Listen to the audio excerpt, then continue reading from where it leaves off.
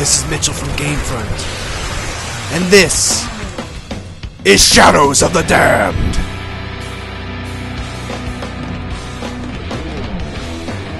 This video will cover Act 4-5, Suburban Nightmares.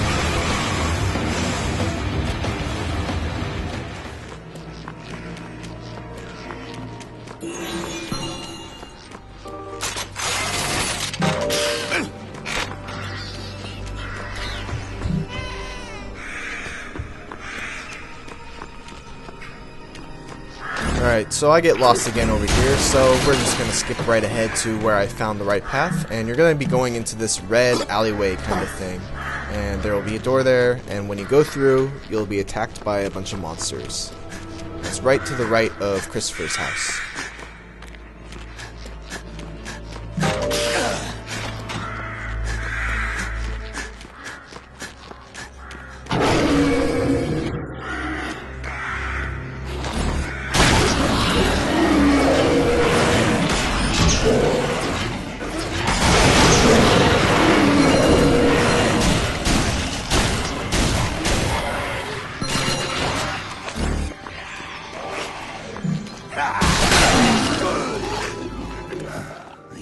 Paula's caprese salad. She would make that for me whenever I came back from the hunt. I know, it's your favorite. Although how you could have an appetite now is beyond me. I am always hungry for my Angel.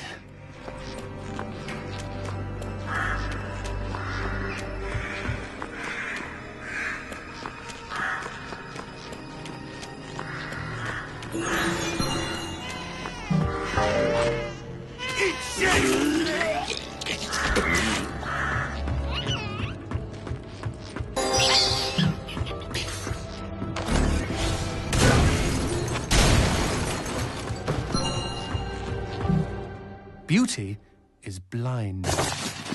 Brava! Bravissima! A tidal wave of applause washed over Justine as roses rained down on the stage. It's a wonder they don't hit me, she thought bitterly. I'm the largest target for miles. After curtain down, she retired to her dressing room, set her horned Viking helmet aside, and waddled up to the mirror with a gelatinous jiggle. There was a knock at the door, and Henry Wallin appeared. Henry again. Cheers, Louise. You were magnificent, Miss D'Evangelo. Did you see? The papers are calling you the finest soprano of the 19th century. He looked at the floor and shifted his feet uncomfortably. Every man in town loves you. Stupid Henry, moaned Justine as she examined her profile in the mirror. No real man could love a fat twat like me. She tried adjusting her midriff. Disgusting. She waited for the sigh, but today Henry's response was different. There was a rustle, a metallic thunk. Good evening to you, my lady. She heard the clack of the door. Justine gazed wistfully at the tintype of beautiful Bella Margot, the slender soprano she idolized in her youth. What was Bella's secret, she wondered, as she picked away at a box of truffles on the table. What indeed? A few minutes later, Justine was bent over the wastebasket by the door, gagging and heaving. Eventually, she gave up and removed her finger from her throat. Then, at the bottom of the wastebasket, she saw the roses and the letter, and remembered the rustle and the thunk. She opened the letter and read aloud. You have won my heart, and that is no small feat. Oh, how sweet!